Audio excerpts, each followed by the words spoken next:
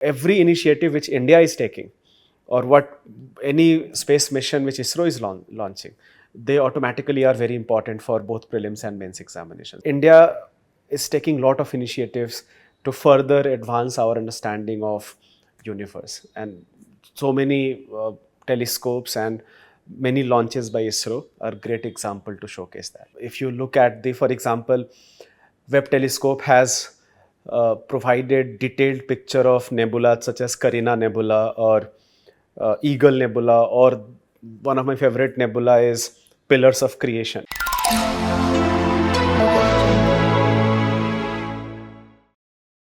Hello aspirants, welcome to the conversational video series brought to you by Vision IS. Today's conversation is based on a theme drawn from the field of astronomy. The universe, which our solar system is a part of, has been mesmerizing us time and again. The origin and extent of our universe has not only baffled the cosmologists but also the laymen. In this context, today we are going to know and understand how the much talked about James Webb Space Telescope, or JWST, has captured the imagination of space lovers. To enlighten us on this particular topic, today we have with us an eminent Vision IS faculty, Abhishek sir. Welcome sir. Thanks a lot, Chiranjit, for having me. Sir, let's begin this conversation with the most basic question related to the topic. What exactly is JWST? I should give a brief background here. NASA has some great telescopes which they have launched in past few decades. One of the most popular telescope is Hubble telescope, which was launched more than 25 years ago.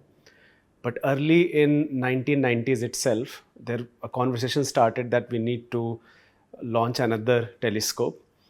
And then NASA and European Space Agency and Canadian Space Agency, these three space agencies came together. A plan was formulated in early 2000. In fact, the telescope was supposed to launch in 2000s itself, but it did not happen. There were time overruns and cost overruns. And finally, these three agencies envisaged this grand plan, one of the most amazing engineering marvel of modern times, which is James Webb Space Telescope, the most powerful telescope ever designed by human beings, which was launched finally on 25th of December in 2021. And after that, it has provided us beautiful images of universe, and that is why it often remains in news also. So in one line, I can say that it is the most powerful telescope launched by human beings, and it has further improved our understanding of universe. That's quite interesting, sir. So could you please tell our viewers what exactly are the objectives of JWST? I can divide these objectives in few main categories.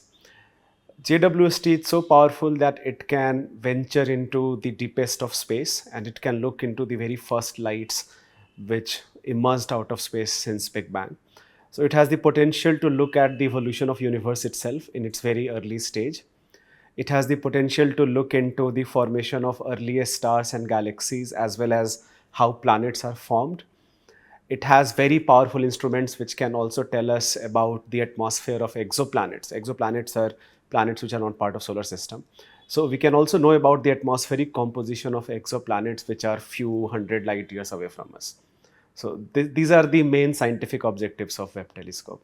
So related to this particular field only, we also had a technology in the shape of Hubble space technology. So how is this new technology different from the older one? Okay, that's a very good question, and this question requires a detailed elaboration. So how is JWST different from Hubble telescope? I'm going to divide this into few parts. The first and the most important will be the size of the telescope itself. I hope all the listeners are very clear about the working of telescope, but just to revise things, the telescope gathers light from distant objects in the universe, such as stars and galaxies, with help of lens or mirrors. Often mirrors are in fact the most popular way to do that. And then that light is focused on a very small area to develop an image, and that image is magnified. And larger the mirror, the better resolution of a telescope will have. So Webb telescope has a mirror which has size of 6.5 meter, which is about 2.5 times bigger than the primary mirror of Hubble telescope. So that is the first difference. And since size is 2.5 times bigger, you can easily imagine that the area will be about more than 7 times bigger.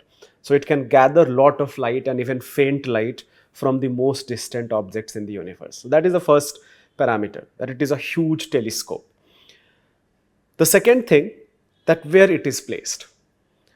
Hubble telescope is placed into low Earth orbit. It is orbiting around Earth. The gravitational pull of Earth allows or provides the necessary centripetal force that this Hubble telescope can orbit around Earth. But there is often a challenge if you are orbiting around Earth, because if you are observing a particular part of the night sky, then Earth can block your view, the fact that you are revolving around Earth. So Webb telescope is not launched in an earthbound orbit. It is launched around a point which is called Lagrangian point, which in itself is very interesting. This point is located 1.5 million kilometers away from Earth in the opposite direction to the line joining Earth and Sun. So it is exactly opposite to the direction of Sun, 1.5 million kilometers away from Earth. And at this point, as Webb orbits around this point, the necessary force for this motion is not only because of Earth or is not only because of Sun, it is the combined gravitational effect of Earth and Sun. So there are two benefits of that. The first is that it can observe the deep space without any eclipse or any occultation from either Earth or Moon for that matter. And the second benefit is that because at Lagrangian point is earthbound, it is bound to Earth and Sun system, so it completes one revolution in 365 days. The same time Earth completes this revolution. So Webb telescope is always going to send data towards Earth. It's not that its synchronization will be lost towards Earth. So it is going to orbit around Sun in a way. It's going to be actually a very complex orbit, because think about it, Webb telescope is orbiting around L2 point, but L2 point in itself is orbiting around Sun as Earth orbits around Sun. So it's a very complex three-dimensional orbit called halo orbit. And in halo orbit, now it can observe deep space without any eclipse, any occultation, and at the same time can send that data back towards Earth. So that is the second feature, that where it is located. The third feature, that in what type of light it is gathering. So I will digress a little bit and I will talk about the fact that how you can think about light. Light carries information with it. Imagine this. We study in our school days that a particular object looks of a particular color because it is reflecting that color the most.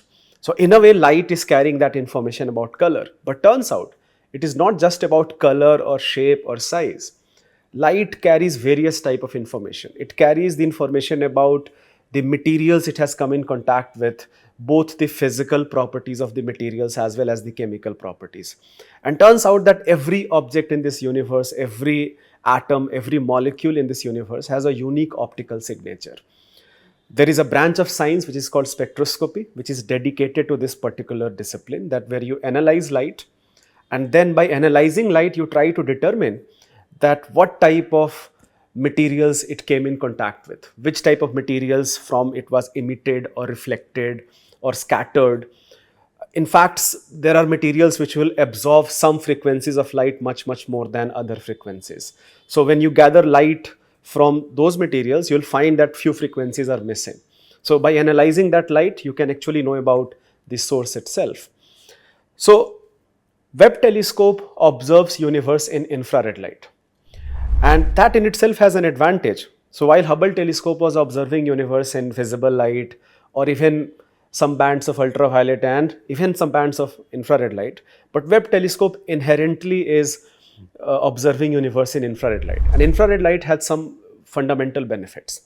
It can cross through the cosmic dust and cloud, which will often block the visible light coming from distant objects. So imagine a very distant galaxy. The light, the visible light coming from that distant galaxy, blocked by the cosmic dust and cloud, but infrared can cross through it. And Webb telescope can gather that infrared and it can tell us about very far away objects in this universe.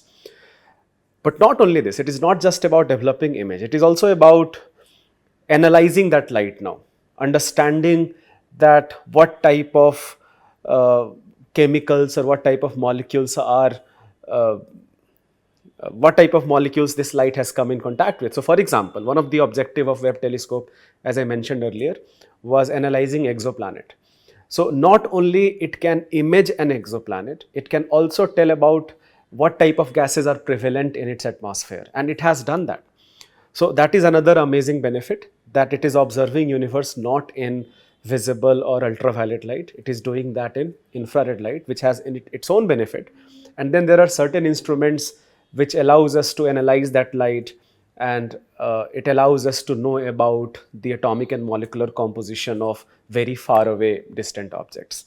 So that is the third unique feature.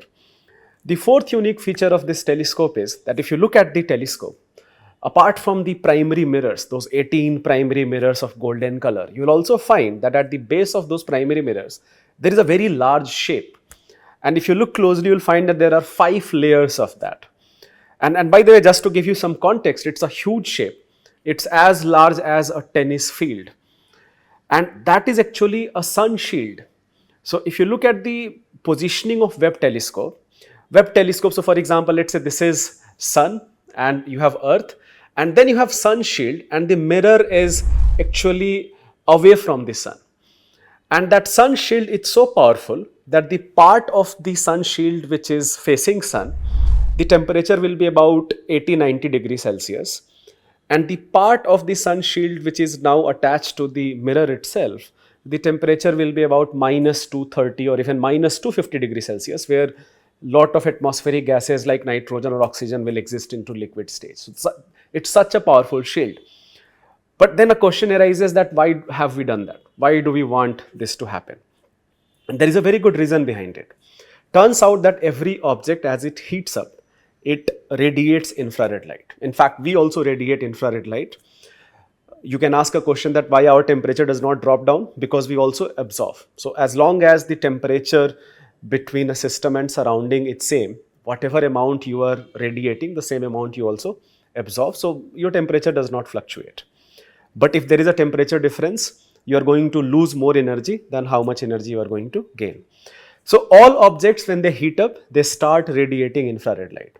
So now imagine a situation that mirrors, which are gathering infrared from distant objects in the universe, and as they gather infrared, what if they heat up because of sunlight and one mirror starts radiating infrared and that is captured by some other mirror?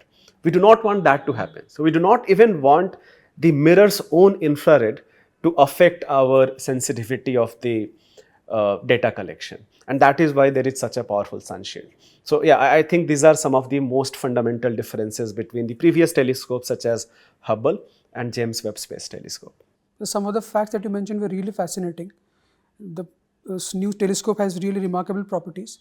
Now, with the usage of these properties, the remarkable features, how far has our understanding about space, outer space, increased? That's another very fascinating thing. Turns out that till now, we have relied a lot upon computer models to understand about evolution of universe. Big Bang happened 13.8 billion years ago. From the dawn of the cosmic age, how universe has evolved, how stars were formed, how galaxies were formed, we have very powerful computer simulations. We use supercomputers to do that. Webb telescope can venture into deep space and it can gather the light from the very first stars and galaxies. And it has found that the very first galaxies were formed after 350 million years after Big Bang. Now, why this is fascinating? Because our current cosmological models, they think or they predict that the formation of stars and galaxies particularly, it happened much later.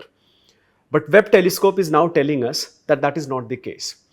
So while it has confirmed some of our scientific theories, it also has challenged many of the scientific theories, how we think about universe. So you'll find that the very first star formation or the very first galaxy formation, which Webb has provided information about, they do not fit into our current cosmological model. And by the way, that's not a bad thing. It's actually a good thing, because remember how science progresses. Science challenges its own existing understanding, and based on that, it aims to rectify or modify the existing theories. So it's an opportunity for scientists to find better theory which can explain the evolution of universe. Webb telescope has also provided us about information that even in earliest universe you had supermassive black holes. Webb telescope has provided information about how galaxies interact.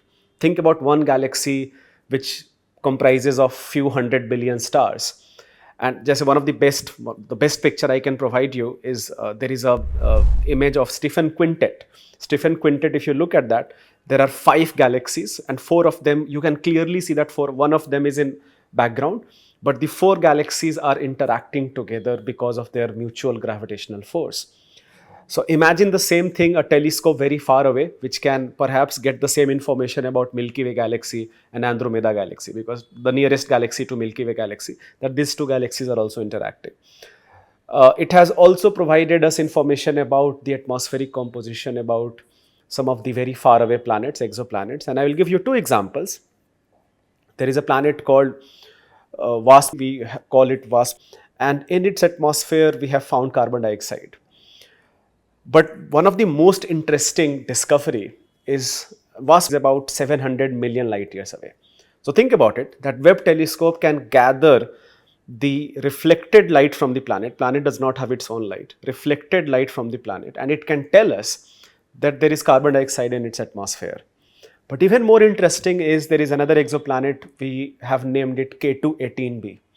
K2-18b is about 125 million light years away from Earth. And in K2-18b, it's a Haitian planet. It has very rich hydrogen atmosphere, and it has water perhaps in its subsurface. So Webb telescope has found evidence of carbon dioxide. It has found evidence of methane. It has found evidence of water. All of these are essential elements for life. And recently it was in news that scientists are now exploring that same planet, that what if there is dimethyl sulfide there. Now, why dimethyl sulfide is important? Because on Earth, one of the most important source of dimethyl sulfide is phytoplanktons, which are found in aquatic ecosystems such as oceans. Phytoplanktons are microscopic organisms. We cannot see them with our naked eyes, but they do photosynthesis, the same thing which is done by plants on terrestrial ecosystem. So, and phytoplanktons, they release huge amount of dimethyl sulfide. So on Earth, dimethyl sulfide, the biggest source of dimethyl sulfide is phytoplankton. So if we do find evidence of dimethyl sulfide, then maybe this will be an indirect indication that what if there is life on that planet. And that will be one of the most interesting news. The team which is exploring the evidence of dimethyl sulfide, it was in news, and there was a very famous interview also where interviewer told the lead scientist, who by the way is of Indian origin, that you may soon become the most popular person on planet, that you found evidence of life on other planet. Webb telescope has also provided us beautiful images of solar system. Webb telescope has found information about aurora on Jupiter. It has found it has clicked a very high resolution picture of Neptune. So it has also improved the understanding of our own solar system. So in multiple ways, it is validating some of the scientific theories, but it is also challenging a lot of scientific theories, which is allowing us to find a better model to predict the evolution of universe. That was quite an elaborate answer. You also sporadically mentioned a few examples. Are there any more examples that are left regarding its recent findings? There are many examples. If you look at for example, Webb telescope has provided detailed picture of nebula such as Carina Nebula or Eagle Nebula, or one of my favorite nebula is Pillars of Creation. Nebulas are places where you have a lot of cosmic dust and gases, and this cosmic dust and gases, they are the raw material for formation of star. So nebulas are those places in universe where stars take birth.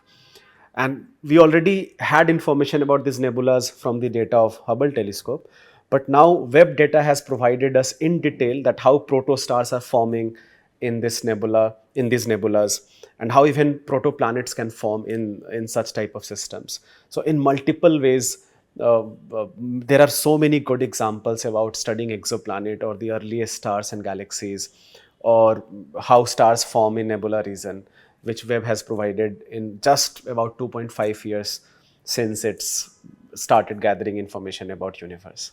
That means the list of examples can be never ending. Yeah. So, in one of your previous answers, you mentioned about a person of Indian origin. In that context, I'd like to ask a question. How is it going to impact the development of research in the field of space science in India? I'm not very sure about the word impact per se, but I will definitely mention that what India is doing in the field of astronomy. And India has been an active participant in the field of astronomy. We already have some of the most powerful telescopes located in India. For example, you have giant meter wave radio telescope located in Pune.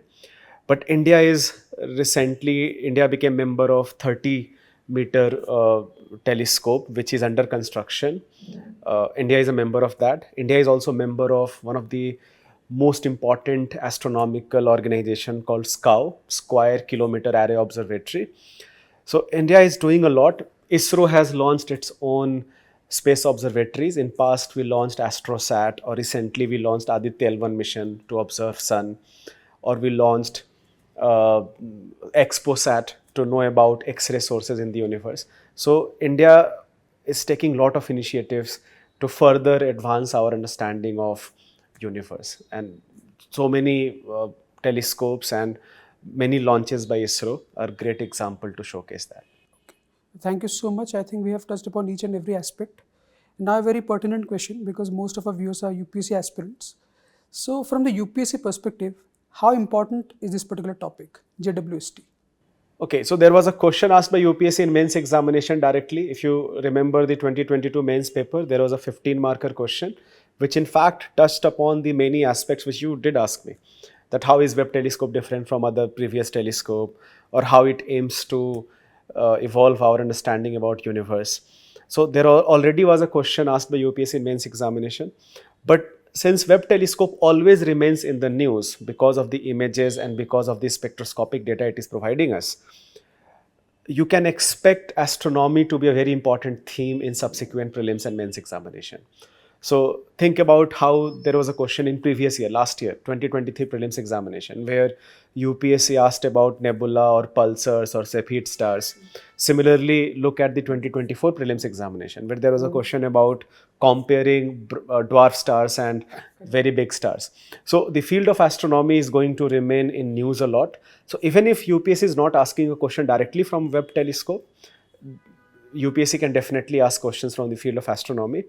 And similarly, every initiative which India is taking, or any space mission which ISRO is launching, they automatically are very important for both prelims and mains examination. So I do think that if not directly, indirectly, the data gathered by Webb telescope will be asked by UPSC in one way or another in subsequent years.